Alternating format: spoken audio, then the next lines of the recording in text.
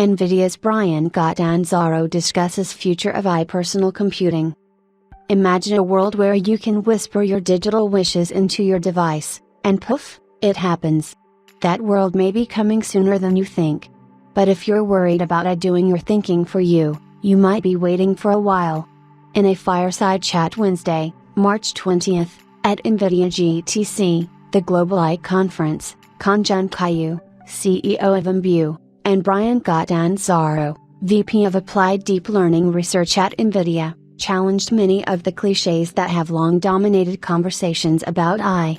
Launched in October 2022, NVIDIA made headlines with its Series B fundraiser last year, raising over $200 million at a $1 billion valuation.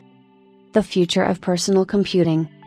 Caillou and Catanzaro discuss the role that virtual worlds will play in this, and how they could serve as interfaces for human technology interaction. "I think it's pretty clear that AI is going to help build virtual worlds," said Catanzaro. "I think the maybe more controversial part is virtual worlds are going to be necessary for humans to interact with AI. People have an almost primal fear of being displaced," Catanzaro said, "but what's much more likely is that our capabilities will be amplified as the technology fades into the background." Catanzaro compared it to the adoption of electricity. "A century ago, people talked a lot about electricity. Now that it's ubiquitous, it's no longer the focus of broader conversations, even as it makes our day-to-day lives better. I think of it as really being able to help us control information environments. Once we have control over information environments, we'll feel a lot more empowered," Caillou said. "Every single person's vision can come to life." Bridging the gap between idea and execution. The discussion highlighted not only NVIDIA's approach toward building practical AI agents able to automate menial, unrewarding work, but also painted a vivid picture of what the next chapter in AI innovation might hold. "Our lives are full of so much friction. Every single person's vision can come to life," Caillou said. "The barrier between idea and execution can be much smaller." Catanzaro's reflections on the practical difficulties of using AI for simple tasks, such as his own challenges trying to get his digital assistant to help him find his next meeting, underscored the current limitations in human-AI interaction. "It turns out that figuring out where and when to go to a meeting, while easy for a human assistant, isn't easy to automate.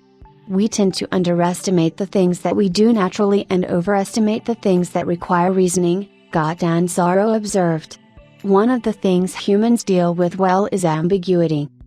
This set the stage for a broader discussion of the need for AI to move beyond mere code generation and become a dynamic, intuitive interface between humans and computers. Caillou said the idea that AI can be a magical assistant, one that knows everything about you, isn't necessarily the right paradigm. "That's because delegation is hard. When I'm delegating something, even to a human, I have to think a lot about, okay, how can I package this up so that the person will do the right thing? Instead, the better model might be telling your computer to do anything you want. So you're telling your computer to do stuff and the agent is a middle layer," she said. "Such agents will need to be able to interact with people, something often described as reasoning," the two observed, "and communicate with computers, or code. A vision for empowerment through technology." Caillou and Catanzaro, who often completed each other's sentences during the 45-minute conversation, compared AI's potential to democratize software creation to the Industrial Revolution's impact on manufacturing. The parts needed for a steam engine, for example, once took years to create. Now they can be ordered off the shelf for a small sum.